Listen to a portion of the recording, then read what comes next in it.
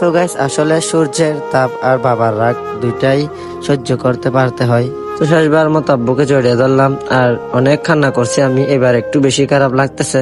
Guys আসলে ছেলে মানুষ মানে এরকম, পরিবারের জন্য সবকিছু বিসর্জন দিতে হয়। আসসালামু আলাইকুম গাইস, কি অবস্থা সবার, কেমন আছেন আপনারা? Welcome back to my page Elon rider Sakib. Guys আজকে আমার মনটা অনেক বেশি খারাপ, শুধু আমার না, আমার ভাই, আমার পুরা ফ্যামিলি সবার মনটা অনেক খারাপ।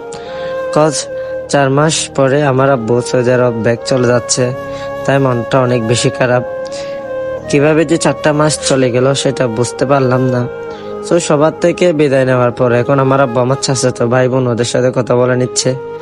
আর এখন আমরা অলরেডি বের হয়ে গেছি যে গ্রামের রাস্তায়, না গাড়িতে আমি যাচ্ছি, আমার সাথে আমার ভাই, আমার আম্মু, আমার বড় আব্বু যাচ্ছে।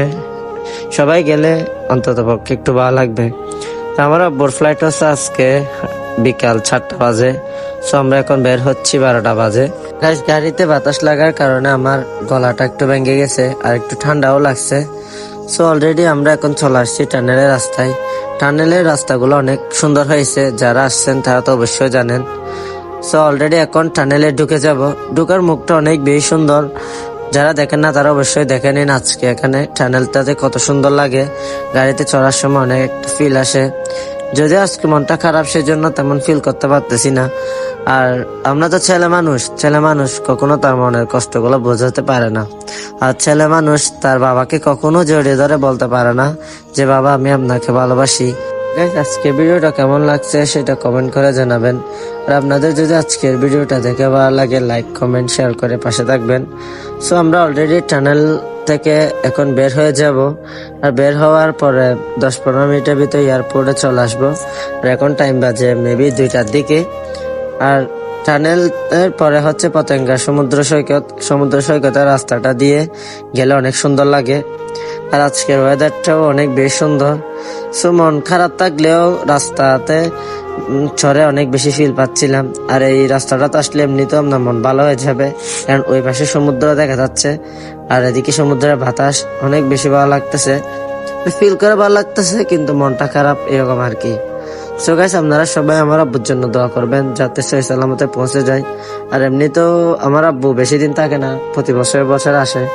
তবুও আসলে ভালো লাগে। আসার একটা ব্লগ দিয়েছিলাম, তখন অনেক খুশি করে সবাই এনজয় করে আনতে গেছিলাম। আর এখন খেদে দিতে যাচ্ছি। গাইস চলে আসলাম এয়ারপোর্টে, আর একটু পরে আমরা ঢুকে যাবে। তো এই সময়টাতে মনের ভিতর অনেক বেশি খারাপ লাগতেছিল। আর আমার ভাই এখন আমার আব্বুর ব্যাগ নিয়ে যাচ্ছে, একটু পরে ঢুকে যাবে।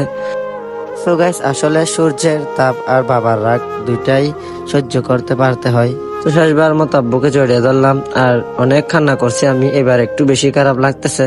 গাইস আসলে ছেলে মানুষ মানে এরকম, পরিবারের জন্য সবকিছু বিসর্জন দিতে হয়।